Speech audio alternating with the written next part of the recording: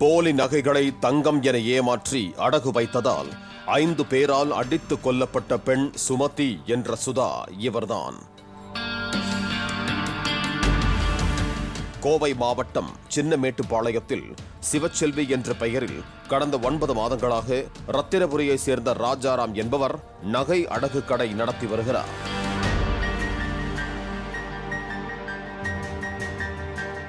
கடந்த 8ஆம் தேதி இவரது அடகு கடைக்கு வந்த சுமார் 45 வயது மதிக்கத்தக்க பெண் ஒருவர் தனது பெயர் சுமதி என்றும் திருவண்ணாமலையை பூர்வீகமாக கொண்ட தாம் சின்னமேட்டுப்பாளையத்தில் வசித்து வருவதாகவும் கூறியுள்ளார்.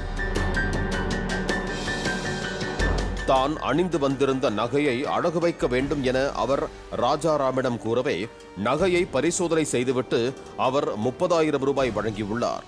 மறுநாளும் மற்றொரு நகையை அடகு வைத்து அந்த பெண் 32,000 ரூபாயை பெற்று சென்றுள்ளார். மறுபடியும் 12ஆம் தேதியன்று வந்த அந்த பெண் மேலும் சில நகைகளை அடகிற்கு கொடுத்து 75,000 ரூபாயை பெற்றிருக்கிறார்.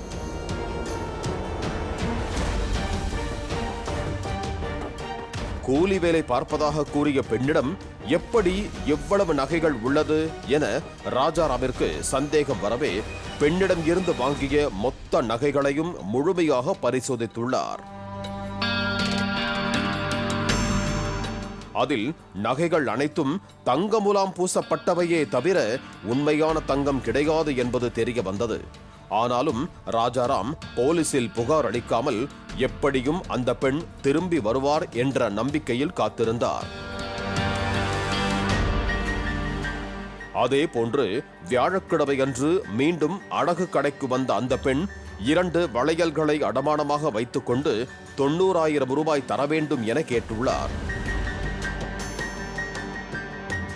வசமாக வந்து சிக்கிக் கொண்டவரை அங்கேயே பிடித்து உட்கார வைத்த ராஜாராம் தனது நண்பர் மகேந்திரனை அழைத்துள்ளார். அவர் தனது நண்பர்கள் மேலும் 3 பேரை வரவழைத்திருக்கிறார். இவர்கள் 5 பேரும் சேர்ந்து அந்த பெண்ணை கடைக்கு பின்புறமுள்ள அறைக்கு மதியம் அழைத்து சென்று மிரட்டி தங்களிடம் இருந்து வாங்கிய 1,37,000 ரூபாயை திருப்பித் தருமாறு கேட்டு தாக்கியுள்ளனர். ஆனால் அவர் எந்த பதிலும் தெரிவிக்காததால் இரவு முழுவதும் பிளாஸ்டிக் பைப் ரீப்பர் கட்டைகளால் தாக்கியதாக கூறப்படுகிறது. இதில் அந்த பெண் மயக்கமடையவே அப்படியே விட்டுச் சென்றிருக்கிறார்கள்.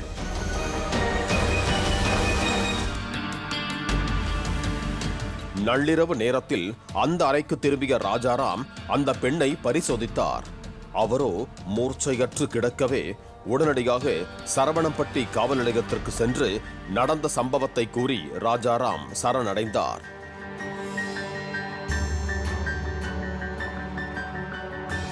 ராஜாராமோடு சம்பவ இடத்திற்கு சென்ற போலீசார் அந்த பெண்ணை மீட்டு கோவை அரசு மருத்துவமனையில் சேர்த்த போது அவர் ஏற்கனவே உயிரிழந்ததாக மருத்துவர்கள் தெரிவித்தனர்.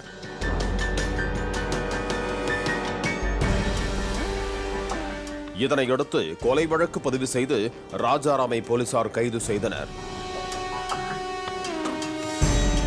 போலீசார் நடத்திய தொடர் விசாரணையில் உயிரிழந்த பெண் கிருஷ்ணகிரி மாவட்டம் சாம்பல்பட்டியைச் சேர்ந்த சுதா என்பதும் கணவரை பிரிந்து கடந்த 5 ஆண்டுகளாக சேலத்தில் வசித்து வந்ததும் தெரிய வந்தது. பழக்கடை நடத்தி வந்த சுதா அவ்வப்போது கோவைக்கு வந்து இதுபோன்று மோசடியில் ஈடுபட்டு வந்ததும் தெரிய வந்தது. சுதாவை கோவைக்கு அழைத்து வந்தது யார்? அவருடன் வேறு யாருக்கெல்லாம் தொடர்பு உள்ளது எனவும் போலீசார் விசாரித்து வருகிறார்கள்.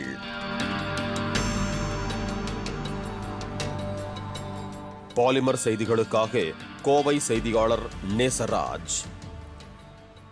பிளே ஸ்டோர் மற்றும் ஆப் ஸ்டோரில் இருந்து பாலிமர் செயலியை QR கோடு மூலம் பதிவிறக்கம் செய்யுங்கள். செய்திகளை உடனுக்குடன் பெறுங்கள்.